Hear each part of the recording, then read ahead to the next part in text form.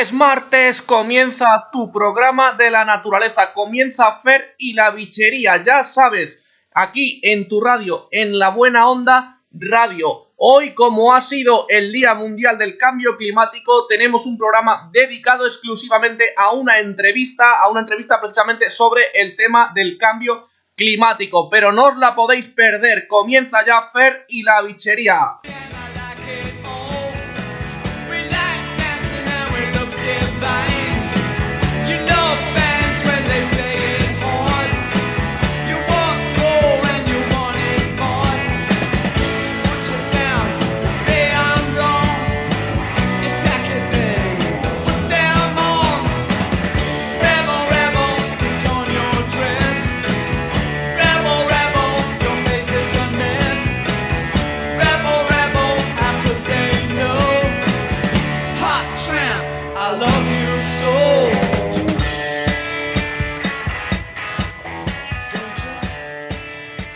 Y lo prometido es deuda, vamos ya con esa entrevista que he tenido la suerte de grabar en diferido, es decirlo, por el tema de la pandemia actual, no podemos grabarlo en persona y quiero pedir disculpas de antemano si en algún momento el sonido no es todo lo bueno que quisiéramos. Hemos estado trabajando con ello, pero no sé si en todo momento se va a escuchar de la manera que nos gustaría. Aún así, la entrevista no os la podéis perder y os la dejo ya. A continuación, sabemos que ha sido el Día Mundial del Cambio Climático y la entrevista no podía venir en mejor momento. ¡Ahí va! Buenas tardes, queridos oyentes. Comenzamos la entrevista aquí en Fer y la Bichería. Hoy tenemos con nosotros a alguien muy especial que nos va a hablar de un tema que es fundamental para el futuro del planeta, como es el cambio climático y un montón de temas derivados. Hablamos de Daniel Villalba, que a partir de ahora le voy a llamar Dani con su permiso. Es alguien que ha estudiado salud ambiental, que tiene iniciado los estudios ahora mismo de ciencias ambientales, que ha trabajado nada más y nada menos que en el Instituto de Salud Carlos III en el área de salud ambiental y en concreto de contaminación atmosférica. También ha trabajado en el Ayuntamiento de Leganés en el área de sostenibilidad. Y aunque actualmente es programador, está enfocado, sobre todo en su futuro, a Data Science, muy interesante. También nos ha comentado que en el futuro le gustaría compatibilizar el Data Science con la divulgación de la importancia que tiene el cambio climático para nuestro futuro. Así que sin más dilación le damos la bienvenida. Hola Dani, ¿cómo estás? Bienvenido a Fer y la Bichería y muchísimas gracias por estar con nosotros hoy. Hola Fer, gracias a ti por invitarme. Es un placer estar aquí en tu programa, muy interesante y divulgativo para todos. Muchísimas gracias. Hoy, bueno, fuera de micrófono hemos estado hablando un poquito y tenemos tal cantidad de temas que esperemos que nos dé tiempo a tratarlos, aunque sea brevemente todos ellos. Pero bueno, ya iremos viendo a lo largo de la entrevista porque el día de hoy es muy interesante. Vamos a hablar de cambio climático, pero yo quiero introducir ahora mismo, para iniciar, antes de dar la palabra a Dani, que tiene cosas mucho más interesantes que yo que contarnos, voy a hablar de lo que es el cambio climático, de dónde viene. Para ello quiero hablar de lo que es el cambio global. Es un concepto que hace alusión al conjunto de cambios y transformaciones que se han dado a gran escala producto de la actividad antropogénica, es decir, la actividad humana, que están afectando a nuestro planeta. Sobre todo a lo largo del último siglo, los cambios en los componentes biofísicos, es decir, la atmósfera, los océanos, los suelos, la biodiversidad, entre otros, se han alterado gravemente debido a la intensificación de las actividades antrópicas, tanto que incluso se ha llamado a nuestra era la era del antropoceno. Más o menos se aplica este concepto a partir de la revolución industrial, y este concepto fue acuñado por Paul Crutzen, que por cierto fue Nobel de Química. ¿Qué ocurre con esto? Pues bien, debido a las actividades humanas unido al crecimiento de la población humana y sus demandas por recursos, han generado un gran cambio en los usos del suelo, los usos de la energía y por supuesto el aumento de contaminantes, sobre todo, como digo, a partir de la revolución industrial. Han tenido todo esto un impacto sobre el planeta sin precedente. generando uno de los desafíos probablemente más grandes que hayamos tenido en la historia del hombre, como es el cambio climático. Que, como digo, las causas del cambio climático son debidas a la emisión de gases a la atmósfera por las actividades del ser humano que favorecen el llamado efecto invernadero, y por ello la Tierra retiene más calor del necesario y provoca que la temperatura media del planeta aumente y se produzca lo que llamamos calentamiento global. Como digo, esto quiero tenerlo muy en cuenta porque parece que el cambio climático es algo que ha aparecido de repente y no, lo digo por los escépticos. Es debido al cambio y al aumento de las actividades humanas. Y ya le doy la palabra al experto, Dani. Cuéntanos un poquito qué ocurre, qué se sabe, cuáles son los últimos datos sobre el cambio climático. Bueno, pues todo lo que has dicho es así. Además, ilustra de una manera bastante descriptiva pues una respuesta a si el origen del cambio de calentamiento global que estábamos sufriendo se debía a orígenes antropogénicos o si causaba de forma natural. Hace ya un tiempo que no ha quedado ninguna duda y ha sido demostrado, ¿no? Que el origen es antropogénico, incluso geológicamente, como se está viendo en las deposiciones, en las nuevas rocas que se están formando, hay evidencias de nuestra actividad de varias maneras, ¿no? Pero bueno, yéndonos un poco a lo que estábamos hablando, a mí me gusta mucho ver cómo influimos, para introducirlo, me gusta mucho hablar de cómo influimos nosotros a modo global en todos nuestros actos, cómo pueden influenciar, cómo pueden llegar a producir eventos en otro lado del planeta, cosas similares que muchas veces pues pueden producir escepticismo. Y yo me lo llevo siempre a que lo pienses de una manera un poco más terrenal, ¿no? Tú imagínate que tienes un vasito de agua y empiezas a añadir sal y la sal pues empieza a disolverse, ¿no? Llega un momento que puedes tener todo el agua disuelta y que si varías alguna de las cosas, por ejemplo la temperatura del vaso, la enfrías o si echas más sal, la sal empieza a depositarse. O por el contrario, si tú calientas un vaso con un poquito de sal, pues a lo mejor sal que estaba depositada puede disolverse, ¿no? ¿Qué quiero decir con esto? Pues que a nivel global lo único que tenemos es otra forma, otro sistema que vive en equilibrio. Cuando nosotros pues modificamos ese equilibrio, modificando una o parte de esas variables, el resto de las mismas van a ser modificadas para llegar a un nuevo equilibrio, que no es el mismo punto que el equilibrio que estábamos. Es decir, esto es lo que explica, por ejemplo, que cuando decimos que hemos subido la temperatura media en 1 grado, puede parecer poco, pero realmente no es poco. Esta media es la media registrada de todos los puntos donde recogemos medidas en el mundo. Es decir, de todos los puntos, con sus altibajos, existe una media que todos los años vamos recopilando, bueno, todos los años se van recopilando por franjas de días, incluso de minutos, pero se van recopilando y al cabo de un cierto tiempo podemos sacar la media. En la evolución de los años hemos podido comprobar cómo desde hace aproximadamente 100 años, poco más, hemos ido aumentando esa media y si miramos a niveles geológicos, es decir, yo voy a hablar sobre dos tiempos diferentes, ¿no? Uno es el tiempo humano, lo que nosotros nos parece tiempo, una década, ¿no? Y otro es el tiempo geológico, ¿no? El tiempo geológico que se puede medir pues a escalas de millones de años incluso, ¿no?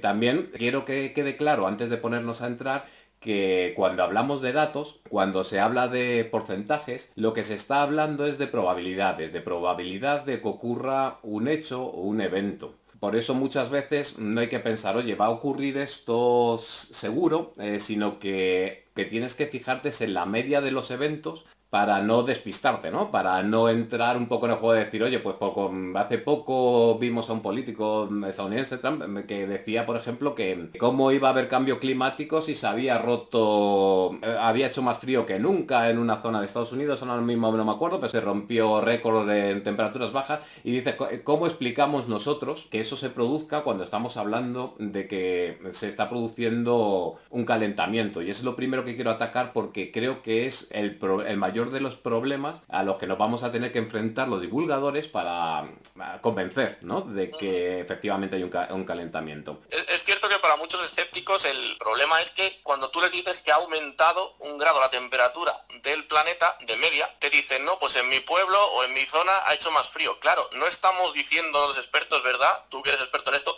que en todos los lugares, en todo momento del año, haya 1 grado más de temperatura, sino que como media del planeta ha aumentado 1 grado, porque de hecho una de las consecuencias más importantes y más graves es el tema de que los cambios en el sistema climático, no solamente en las temperaturas, sino también debido a esos cambios radicales de las temperaturas, los cambios equivalentes en las regiones de precipitación, ¿no? Que ahora mismo es muy difícil saber qué es lo que va a ocurrir debido a la inestabilidad climática, ¿verdad? O sea, no solamente es el cambio climático de 1 grado más, sino el cambio que conlleva que la temperatura haya aumentado 1 grado en toda la Tierra. Sí, además eso que dices, la variación, los patrones de precipitación se explica de la misma manera que podemos explicar la variación en los patrones de temperaturas. Porque muchas veces pues escuchamos, por ejemplo, hace muy poquito escuché o en un tuit o de alguna manera a Trump decir o discernir sobre el calentamiento global amparándose en un récord histórico de bajas temperaturas en una zona de su país. Y esto tiene una explicación. Igual que tiene una explicación que en algunas zonas del mundo, cuando estamos hablando de que los patrones de lluvia se ven modificados y que debería llover más, pues vaya a llover menos. No tiene una explicación lógica a simple vista, pero sí lo podemos ver de otra manera. Cuando nosotros tenemos una masa de aire frío y una masa de aire caliente, e igual que de agua fría y de agua caliente, porque estos patrones también se dan en el mar, que ya hablaremos sobre pues corriente, la circulación termoalina y sobre otras cosas, sobre otras cuestiones importantes del océano, pero bueno, a lo que íbamos, que me estoy perdiendo. Si nosotros cogemos 2 flujos diferentes y los juntamos, tratamos de juntarlos, lo más normal de pensar es que se van a juntar sin más, pero esto no ocurre. La distribución no es homogénea.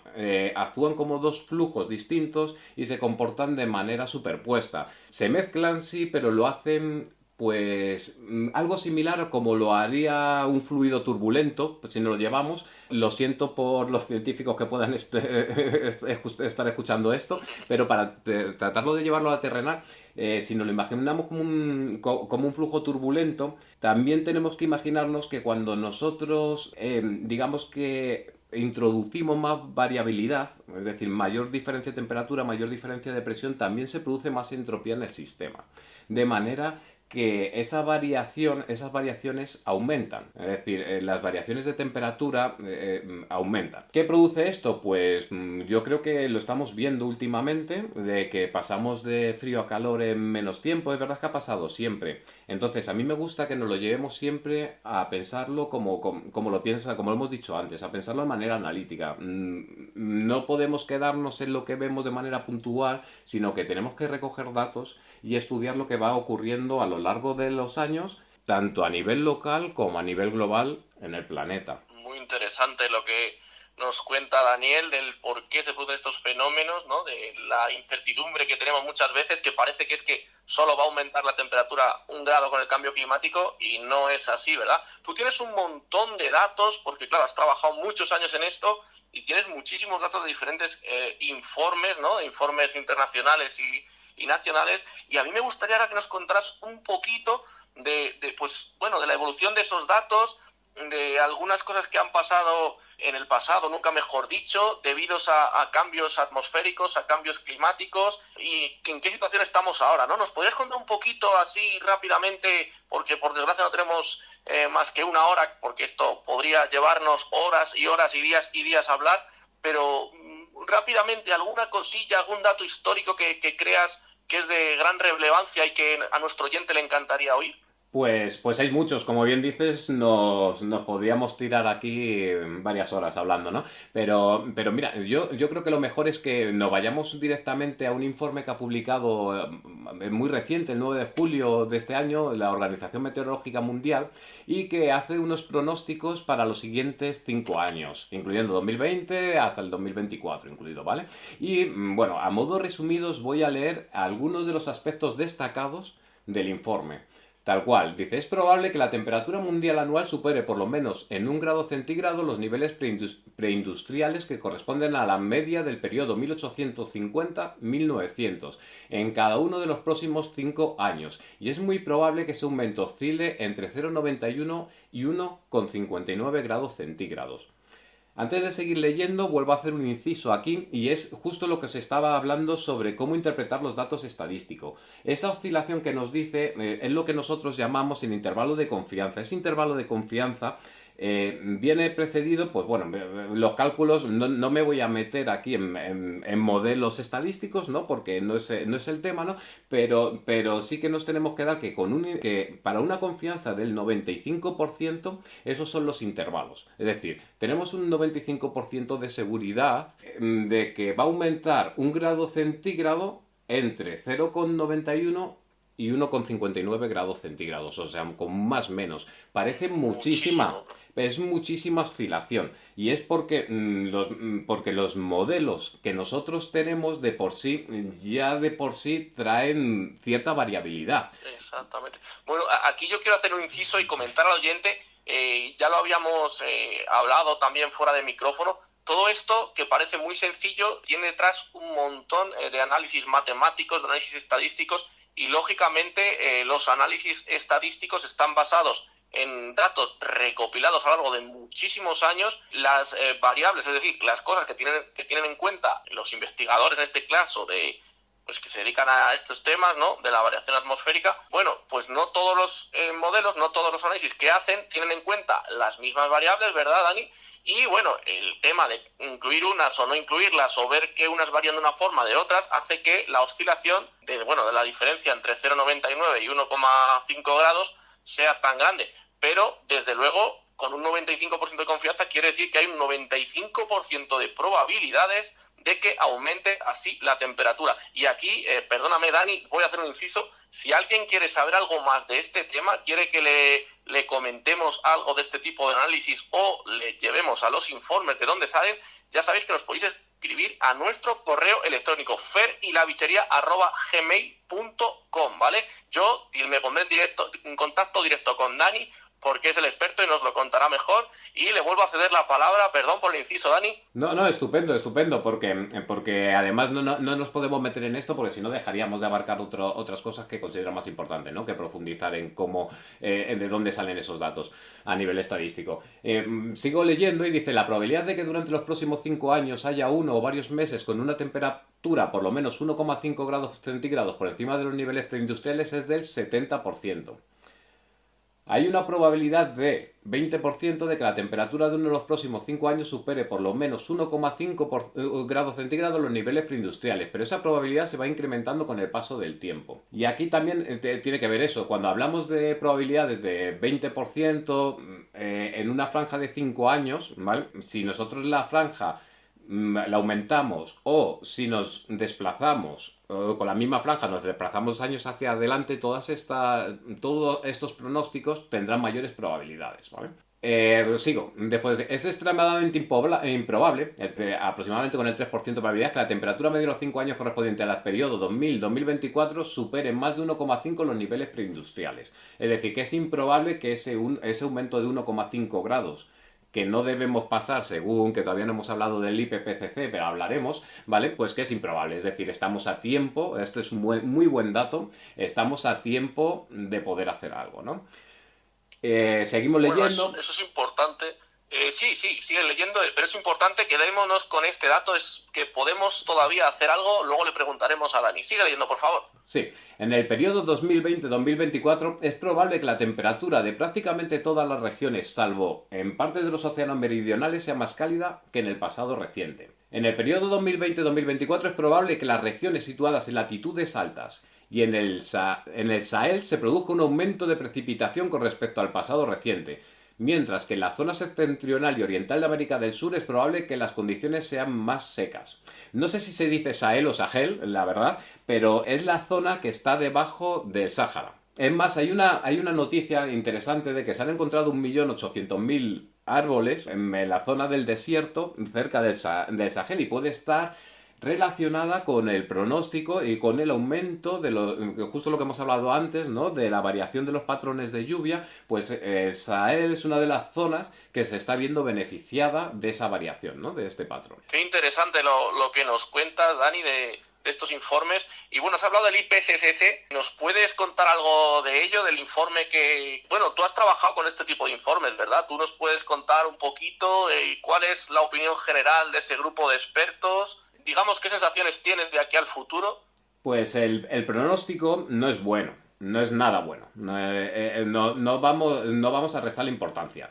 El IPCC lo que sí que nos está diciendo es que podemos poner remedio, es decir, podemos combatir, primero podemos mitigar los efectos que ya se van a producir, porque ya hay varios efectos de los que vamos a hablar, de los cuales, como siempre, estadísticamente hay mucha probabilidad de que ocurran.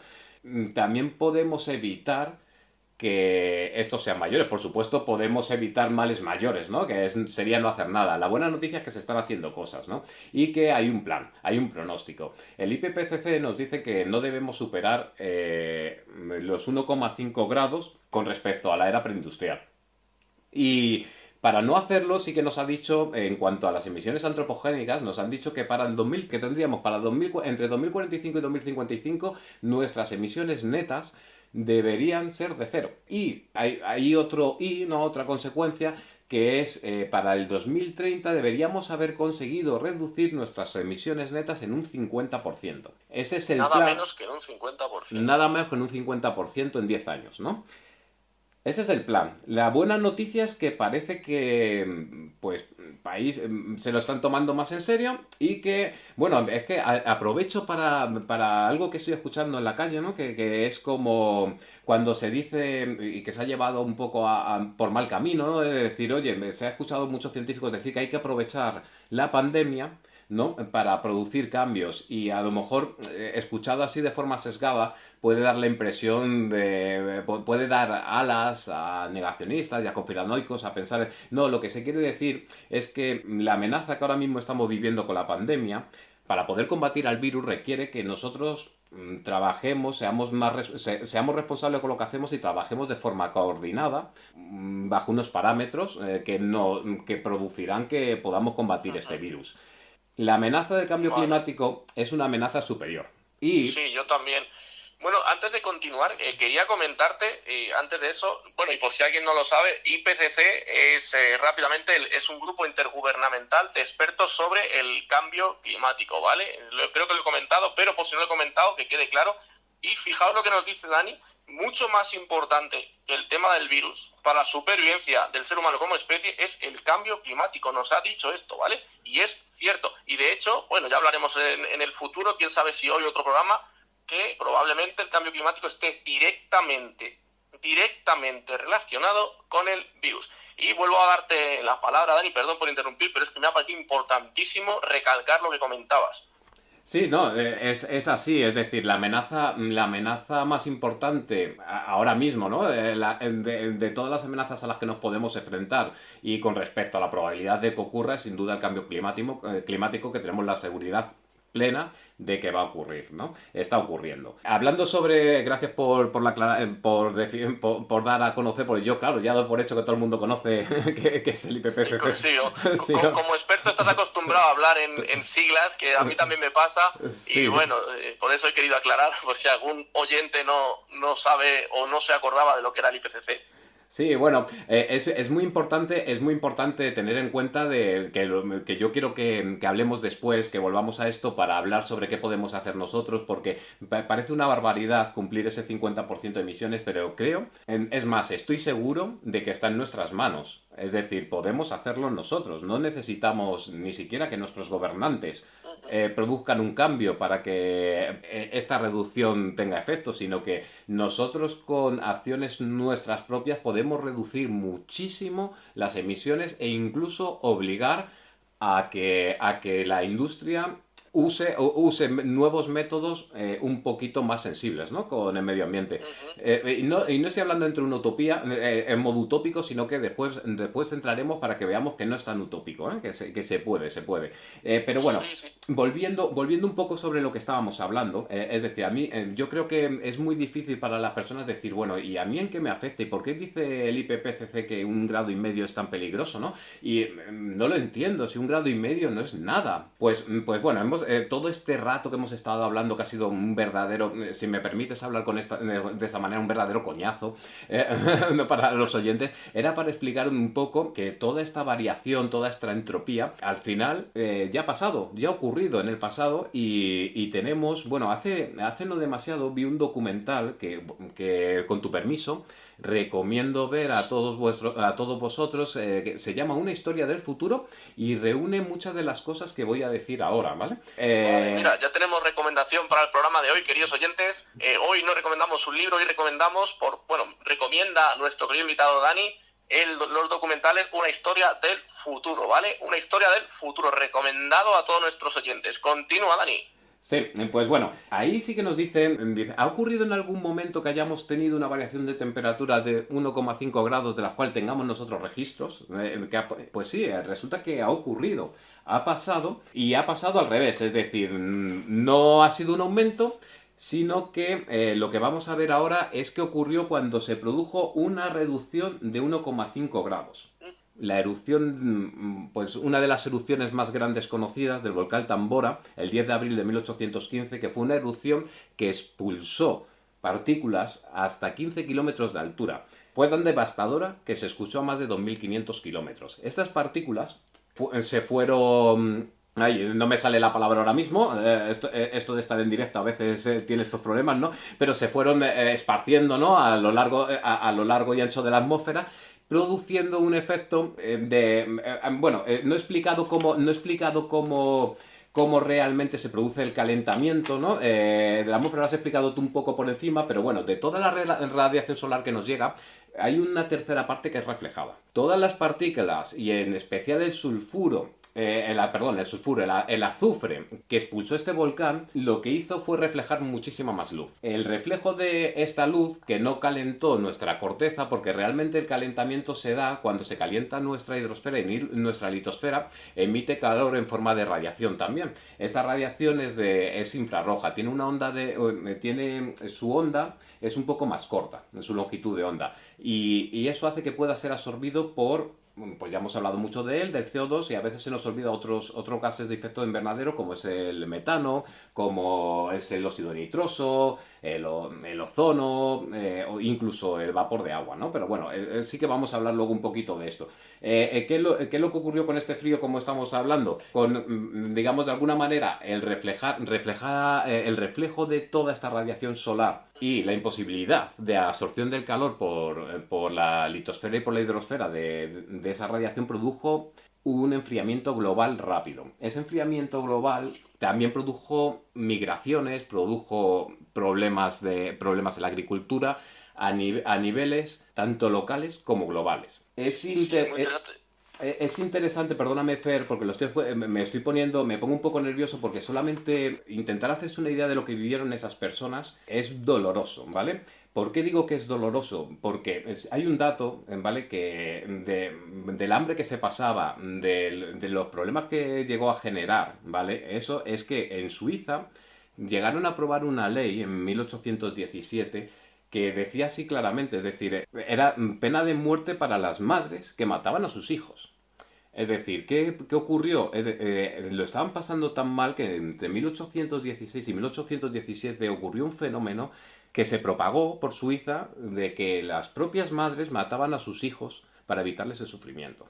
A mí entonces, solamente ese dato que aparece en este documental que hemos estado hablando, pues te hace estremecerte. Sabes que actualmente tenemos mucho más recursos, ¿no? Pero sí que de alguna manera te hace ver, ¿no? De una manera bastante clara que la situación fue dramática, ¿no? Y no solo eso, sino que por aquel entonces también apareció una nueva variante del cólera en Bangladesh, que todos sabemos que mató a millones de personas. Así que volvemos otra vez a lo que antes me has comentado ¿tiene algún tiene sentido, ¿no? Esta zoonosis, estas pandemias, ¿tiene alguna relación con el cambio climático? ¿Tiene de alguna manera? Y me voy a meter ya, ¿vale? Ya que estamos hablando de esto y que a mí me parece muy interesante, me voy a meter ya a hablar sobre ello, ¿no? A decir que siempre que ha ocurrido una variación climática, la historia nos ha demostrado que sí que ha existido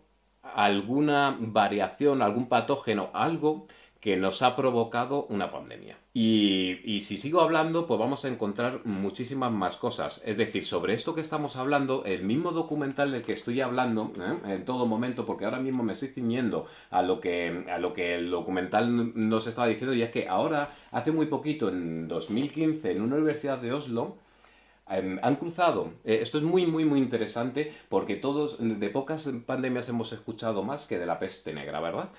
Y siempre se ha dado por hecho que la peste negra viajaba en ratas, dentro de barcos, y que ese era el vector principal, ¿no? Pues recientemente en una universidad de Oslo han puesto en entredicho esta explicación al cruzar datos climáticos, ¿vale?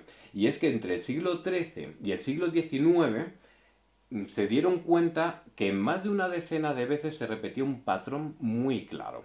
Y es que cada vez que se da una sequía importante en la zona del Caracol de China, a los 15 años exactos, de una manera exacta, en alguno de los puertos de Europa se producía un brote de peste. Vale, ¿cómo explicamos esto? La explicación que se da, que dan estos científicos, ¿vale? Es que las ratas, debido a la sequía, morían.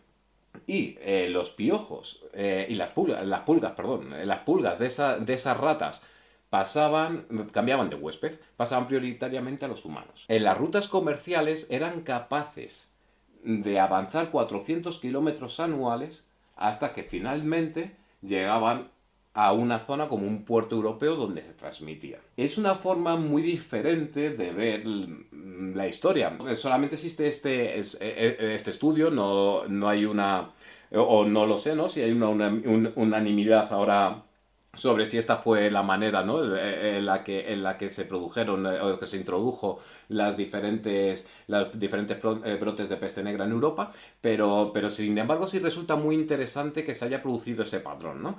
Para dar a ver si es que el cambio climático tiene algo que ver, y realmente no estamos hablando de una mutación, de una zoonosis, sino que fíjate, simplemente se ha estado hablando de un insecto que cambia de huésped. Es lo que ocurrió en este caso, ¿no? Me parece muy interesante. O sea que... Sí, es tremendamente interesante, y sobre todo en estos días que estamos viviendo el tema del famoso virus, que como dije un día en mi programa, no quiero meterme mucho con él porque ya bastante tenemos todos los días que oímos a todas horas sobre el tema, pero fijaos, queridos oyentes, lo importante de lo que está diciendo Dani y lo trascendental que tiene lo que está diciendo. Es decir, que el cambio climático está directamente relacionado. Por cierto, esto también se lo he escuchado a un investigador del que hablaré próximamente, de Fernando Valladares, del CSIC. El cambio climático está directamente relacionado, como nos está comentando Dani, con la transmisión de enfermedades y sobre todo con el cambio de huéspedes de bastantes de virus, de bacterias, de otros patógenos. Continúa Dani, pero es que lo que estás diciendo me parece completamente trascendental. Sí, no, por supuesto. Antes hemos hablado del tiempo geológico, del tiempo humano, pero es que existe otro tiempo, ¿no? Otros seres vivos tienen otros tiempos. Para ellos variaciones muy pequeñas se producen mucho más rápido, que el cambio climático se produce de una manera más rápida que para nosotros, ¿no? Y ellos, lógicamente, tienen que adaptarse también más rápido que nosotros. De ahí, este verano hemos hablado sobre la fiebre del Nilo, ¿no? A fin de cuentas, y no solo eso, sino realmente se está trabajando en Estados Unidos, en España, en muchos países para controlar, porque se sabe que va a ocurrir, ¿no? Para controlar un poquito, pues, esta traslación de especies, ¿no? Esa migración de especies. Lógicamente se van a mover y es algo que nosotros no podemos evitar, y sí que sería muy interesante entrar a hablar de eso, de lo que tú eres más experto que yo, sin duda. Súper interesante que algún día te escuche hablar sobre qué planes, ¿no? Se reduce. Creo, Fer, ¿no? Que hay algo, aunque bueno, no vamos a salir, pero sí que se está modificando genéticamente mosquitos, ¿no? Para evitar... Sí, bueno, Exactamente, sí, se está haciendo bastantes cosas para evitar la propagación, porque una de las consecuencias del cambio climático es no solamente la extinción de especies de flora y fauna, que lo estamos viendo día a día, sino también la migración. ¿Qué pasa? Que, por ejemplo, muchos mosquitos, que es a lo que vas tú seguramente, que están adaptados a las condiciones de vida del norte de África, próximamente van a ver reflejadas esas condiciones en España. Entonces no tienen mucho problema en cruzar el estrecho de Gibraltar, llegar a España y, por ende, estar aquí, vivir aquí, adaptarse a vivir aquí y transmitirnos enfermedades que hasta ahora no estaban presentes en nuestro país. ¿Qué pasa? Que lo que se está haciendo mucho ahora es trabajar en, insectos genéticamente modificados para reducir su capacidad de proliferación y evitar esto, pero es una de las consecuencias también directas del cambio climático, no solamente el tema de que unas enfermedades salten de unos mamíferos a otros, como ha sido el caso, lo que nos has comentado probablemente de la peste y lo que también ha sido el caso del famoso virus que estamos viendo a día de hoy, sino también estas migraciones de especies que pueden ser perjudiciales para el ser humano debidas a los cambios en las condiciones climáticas de los diferentes lugares.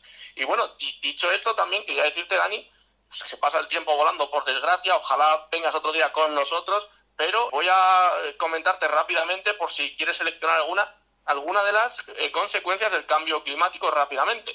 Por ejemplo, yo aquí tengo apuntadas el aumento en el nivel del mar, la acidificación del océano, el aceleramiento en cuanto al derretimiento de glaciares, casquetes polares y capas de hielo continental. Por ejemplo, también tenía apuntada, la que ya la he comentado, la migración y extinción de especies de flora y fauna, de plantas y animales, los cambios en el sistema climático, lógicamente, especialmente en cuanto a lo que se refiere a los regímenes de precipitación, de lo que también hemos hablado, aunque por encima, por desgracia, porque no hay mucho tiempo, también los cambios en los regímenes de caudales y sistemas terrestres de agua dulce, es decir, ríos y lagos principalmente, cambios en la frecuencia e intensidad de fenómenos climáticos extremos, por ejemplo los huracanes. El año pasado me parece que fue, los últimos coletazos de un huracán prácticamente llegaron a la costa gallega, cosa que no había pasado en muchísimos años, o incluso no tengo el dato exacto, pero quizá nunca.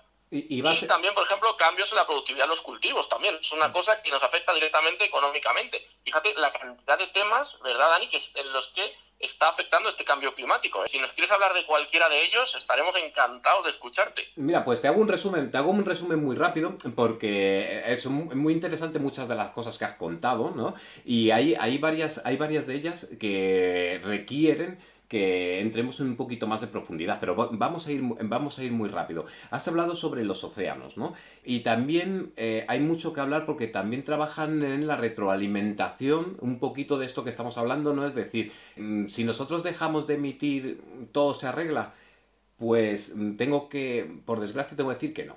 Es decir, cuando estamos hablando del volcán y lo que pasó en el volcán, sus efectos, o sea, de todas esas partículas en 4 años desaparecieron de la atmósfera, terminaron depositándose. Las emisiones de CO2 y de otros gases de efecto invernadero que nosotros estamos emitiendo tardarán miles de años en desaparecer. Es decir, hay cosas de las que has dicho que ya no tienen vuelta atrás. Cuando estamos hablando del derretimiento de algunas plataformas y casquetes polares, hay cosas de las que ya los científicos están advirtiendo, ¿no? Que si llegamos a este aumento de temperatura, aunque nosotros ya dejemos de emitir, pues ya no hay vuelta atrás. Es decir, este derretimiento se va a producir por lo mismo que hemos estado hablando antes de estadística, de variabilidad, entropía, es decir, y por lo que hemos estado hablando también de la retroalimentación. ¿Y qué quiero decir con esto de la retroalimentación y sobre demás cosas de entropía que hemos estado hablando? Por ejemplo, los huracanes. Antes de hablar de la retroalimentación, quiero que me he acordado que has hablado sobre los huracanes que van a llegar, que parece que pueden llegar a Galicia. Y sí, se ha descubierto que su velocidad de traslación ha aumentado. Lógicamente se van a producir más porque se dan las condiciones apropiadas para que se produzcan mayor diferencia, mayor potencial, ¿no? Para que se produzca y para que sean con mayor probabilidad, porque siempre tenemos que hablar como esto, como un aumentador de riesgos. Yo esto lo veo como si el cambio climático lo único que hiciese fuera aumentar riesgos, pero al final esos riesgos se van a hacer realidad. Lo que no sabemos es con qué fiereza, ¿no?, van a golpearnos. Pero sin duda sí es posible algún huracán sea más probable que pueda, o alguna tormenta tropical más fuerte de lo normal pueda llegar a nuestras costas. Y podemos hablar luego un poquito más sobre lo que va a pasar en España, porque también la desertificación a nosotros sí nos va a afectar un poquito, pero prefiero hablarlo luego en la parte de qué podemos hacer, ¿no? Que es lo más interesante de todo esto que vamos a hablar. Pero sí, es decir, por ejemplo, volviendo ahora a una parte muy, muy importante, que son pues las evidencias del calentamiento en el océano, me tengo que ir directamente a hablar del permafrost siberiano, porque para mí ahora mismo es una de las cosas más importantes. Y es que, igual que hemos hablado antes sobre la sal en el agua y tal, pues nosotros en el permafrost siberiano encontramos metano congelado y se congela porque a una temperatura dada y a una presión dada, pues el metano en vez de ser un gas pasa a forma sólida, se mantiene en forma sólida. ¿Qué es lo que nos está ocurriendo? Que si nosotros calentamos una zona, necesitaremos mayor profundidad para que la presión, o sea, necesitaremos mayor presión para que siga congelado. La diferencia de presión aquí en el océano se mide por profundidad. Entonces, todos esos metros adicionales que hemos necesitado de presión, pues todos esos metros de metano serán liberados. Eso retroalimenta, es decir, cuando nosotros calentamos por CO2, pues liberamos más metano a través de estos procesos, retroalimentamos, también al hacer más calor, pues se evapora más agua, el agua también actúa como un gas de efecto invernadero, por lo cual también se retroalimenta. Es verdad que también el agua se deposita en forma de lluvia y al final, pues netamente me queda un poquito más solapado, ¿no? Pero tenemos que entender que existen unos elementos que tanto para bien como para bien porque cuando nosotros emitimos pues mitigan de forma natural nuestros efectos, es decir, buena parte de los océanos han absorbido una gran cantidad, se estima que una tercera parte de todo el CO2 que nosotros hemos emitido a la atmósfera. Pero eso está causando otro problema ambiental muy grave y que conocerás, que es la acidificación de los océanos. La acidificación de los océanos se produce justo por la absorción de CO2 de los océanos, ¿no? ¿Qué es lo que está produciendo esta acidificación? Esta acidificación están produciendo que conchas calcáreas o ácido cálcico que disuelto en el agua reaccione y no esté disponible para organismos que lo requieren para su existencia, como corales duros, moluscos, todo tipo de crustáceos, es decir, la acidificación al final está matando especies. ¿Y cuál de importante es esto? Pues si pensamos que el 25% de las especies marinas dependen de los corales, pues estamos hablando de algo, de una alarma, ¿no? Una alarma encubierta bajo las aguas, que es nuestra responsabilidad que nosotros trabajemos para soliviarlo, ¿no? Porque al final se va a retroalimentar. No sé si tú nos puedes hablar un poco sobre ello, si quieres que te lo explico yo un poquito más, pero antes has nombrado a una persona que nos ha hablado mucho sobre la zoonosis en España y que yo también he leído en muchas ocasiones. Es un investigador español del CSIC, se llama Fernando Valladares, y que relaciona directamente la pérdida de especies con el aumento de la zoonosis. Bueno, rápidamente, si quieres, lo cuento para nuestros oyentes. Básicamente, él comenta que la pérdida de hábitat, la reducción, por ejemplo, imaginaos en el Amazonas, la reducción de hectáreas de selva, elimina un montón de especies, claro, de plantas, de animales, etcétera. Si, por ejemplo, existe un animal que transmite cierta enfermedad y esa enfermedad está transmitida, por ejemplo, en este caso, por un virus, por un patógeno, cuando desaparecen las especies a las que parasita, pues tiene que buscarse la vida, tiene que evolucionar y encontrar otro hospedador. Eso es lo que está ocurriendo, eso es lo que se llama zoonosis. Zoonosis quiere decir enfermedades que se transmiten entre animales y en este caso salta, como ha sido el caso del famoso COVID en China, de un animal, como parece ser, o el pangolino o el murciélago, al ser humano. ¿Por qué? Pues porque desaparecen las especies hospedadoras, desaparece el número de posibilidades que tiene el patógeno de infectar a fauna silvestre y tiene que buscarse la vida, y puesto que el ser humano es el que coloniza la zona que ha desaparecido, en este caso, por ejemplo, imaginaos la selva de Amazonas, que un insecto transmite un virus y se lo transmite a alguna especie de mamífero grande, por ejemplo, que vive en el sur del Amazonas. Si esa zona se deforesta, desaparece toda la selva, el mosquito pasa a picarnos a nosotros. Llegará un momento que por mutación un virus que antes se transmitía a, por ejemplo, un mamífero grande, sea capaz de infectarnos a nosotros. Pues lo que ha ocurrido es que esa enfermedad salta del mamífero que fuese a nosotros. Eso es lo que ha ocurrido con el virus y ese es uno de los problemas que hay con la desaparición de especies, ¿vale? Con la deforestación, por ejemplo, que el ser humano está causando. Y la deforestación, que es uno de los cambios de uso del suelo que ha provocado el cambio global, que ha llevado al cambio climático, asimismo también se está viendo afectada directamente por el cambio climático, ¿verdad? Desaparecen muchas especies de flora y fauna y por eso produce o puede llegar a producir muchas enfermedades emergentes como la que nos ha dado, por desgracia, estos últimos meses. Así que fijaos lo importante que es el cambio climático para nosotros, ¿verdad, Dani? O sea, no solamente ya, también afecta, por ejemplo, a los cultivos. Es gravísimo que en algunas zonas donde antes, por ejemplo, no se producían lluvias torrenciales, debido al cambio climático empiezan a haber fenómenos que antes no se producían muy drásticos. Desde hace unos años, por ejemplo, en algunas zonas del sur de América hay cultivos que se han perdido por completo y esto es debido también al cambio climático, o sea, las consecuencias son catastróficas. Por eso, querido oyente, escuchemos bien lo que nos está contando hoy Dani. Es un placer tenerte con nosotros y de verdad estamos aprendiendo muchísimo contigo de la gravedad que tiene el cambio climático, mucho más grave que la pandemia que estamos viviendo.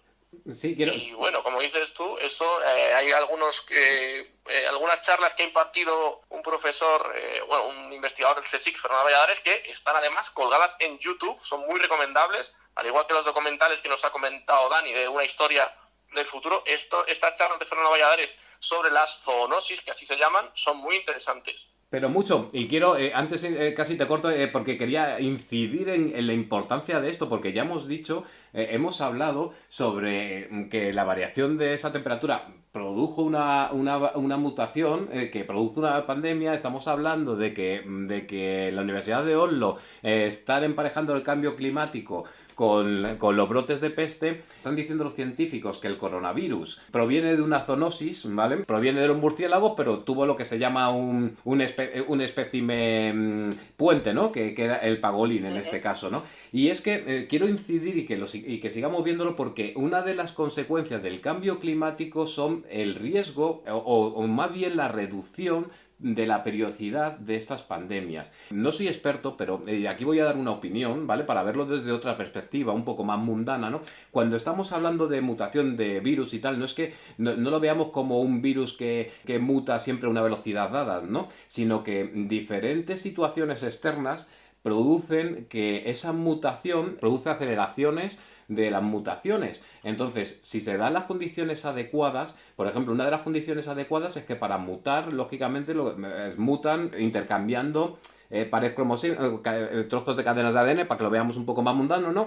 Tú podrás cambiar, si tú fueras un virus, ¿no? Tú podrías cambiar tu ADN con ADN que exista. Si nosotros estamos eliminando muchas especies, también estamos eliminando ADN potencial con el que un virus puede mutar. Es decir, al final el número de probabilidades de que esa mutación te afecte a ti va a ser más alto. Cuantas menos especies hayas, más posibilidades hay de que al final... Es decir, es un poco como debemos pensarlo, y además si unimos, aunque las condiciones externas producen más mutaciones en los microorganismos, en estos microorganismos, ¿no? Bueno, un virus no está... entraríamos en un debate un poco filosófico, ¿no? Sobre si está considerado vida o no, que creo que fue resuelto hace muy poquito, ¿no? O algo así, pero... El debate continúa y continuará. Continúa, ¿no? Pero bueno, independientemente de eso, sí que es importante recalcar que una variación en las condiciones produce un aumento de mutaciones en algunos seres vivos o no. Exacto. Sí. Bueno, vamos a comentar rápidamente. El tema del virus lo tengo reservado para un programa. En principio los virus no son considerados seres, aunque bueno, hay mucha gente que discrepa o gente que tiene diferentes criterios, básicamente porque no cumple todas las funciones que se han establecido para que un ser sea considerado ser vivo, ¿vale? Es decir, un ser vivo crece, se alimenta, se reproduce. Bueno, pues como los virus no se reproducen por sí mismos, no son considerados seres vivos, ¿de acuerdo? Eso es básicamente así el mini consenso global que hay, en el que no todos los científicos están de acuerdo. Es un pequeño inciso, pero hablaré de esto más adelante aquí en Fer y la Bichería. Y por cierto, recordaos que podéis escribirnos al correo electrónico del programa ferilabicheria@gmail.com, preguntarme cualquier duda, me podéis contar cualquier sugerencia, cualquier comentario, cualquier crítica relacionado con cualquier tema de naturaleza, y también podéis utilizarme de puente para que yo hable con Dani si queréis. Es tremendamente interesante, y desde aquí ya, Dani, te voy a lanzar la invitación a que nos acompañes en el futuro en otros programas. Se nos están quedando un montón de temas pendientes de hablar, se está yendo el tiempo volando, es súper interesante lo que nos cuentas, es contar con un experto de tu nivel sobre contaminación, sobre salud ambiental, sobre atmósfera, es realmente un placer para nosotros, y desde aquí te invito en el futuro a otros programas, cuando quieras, esta es tu casa, y bueno, ya está, te he lanzado ya la invitación, así que para otro programa seguro que se nos han quedado un montón de temas y cubriremos de sobra todo el tiempo que dura el programa. Gracias, Fer, eso lo determinará la audiencia. Pero bueno, mira, nos habíamos quedado que estábamos hablando, porque nos acercamos a finalizar el programa, y aunque nos dejamos una barbaridad de cosas por hablar que me hubiese gustado mucho haber entrado en profundidad en la retroalimentación, en lo que es el albedo, en cómo todo forma parte de ese, ¿cómo decirlo, no? Antes lo he dicho de una forma mejor. Conjunto, ¿no? Conjunto de todo lo que tiene que ver con el cambio climático, de ese equilibrio, de las consecuencias, etcétera. Exacto, del equilibrio global, ¿no? Que estamos hablando, y cómo, porque a fin de cuentas se está aprendiendo. No es algo que podamos garantizar, es decir, oye, mañana va a haber un huracán en tal lugar, porque todavía nuestros modelos no son capaces de pronosticar con ese nivel de detalle, pero sí que es verdad que nos podemos fiar cuando hablamos de intervalos de confianza del 95%, porque de verdad que sí está basado en ciencia, sí está basado en métodos fiables. Entonces todo lo que aquí estamos diciendo son datos fidedignos, datos que son contrastables, que como ha dicho Fer en algún momento nos podéis pedir, y yo creo que lo que podemos hablar es que después de haber puesto las cosas tan crudas, es decir, de verdad está tan difícil, ¿no? Nos vamos a extinguir. Yo quería precisamente pedirte esto, ¿no? Que no quiero irnos del programa que todo sea mal sabor de boca, es decir, hay un cambio climático, es decir, ya es irreversible, y sí, tenemos un problema grave, es el problema más grave al que se ha enfrentado el ser humano, es el problema más importante que tenemos a día de hoy, pero quiero irnos, que nos dejes con un pequeño halo de esperanza, ¿no? ¿Qué podemos hacer para revertir la situación? ¿Qué podemos hacer? No para revertirla, porque es imposible, es decir, el cambio climático ya es un hecho y ya es irreversible, pero creo, según tengo entendido y según he leído y según he podido estudiar brevemente, que lo que podemos hacer es reducir la velocidad con la que se produzca, o al menos, como decía Dani, si minimizamos las emisiones de gases de efecto invernadero, que es lo que está produciendo principalmente este gran cambio climático, probablemente podamos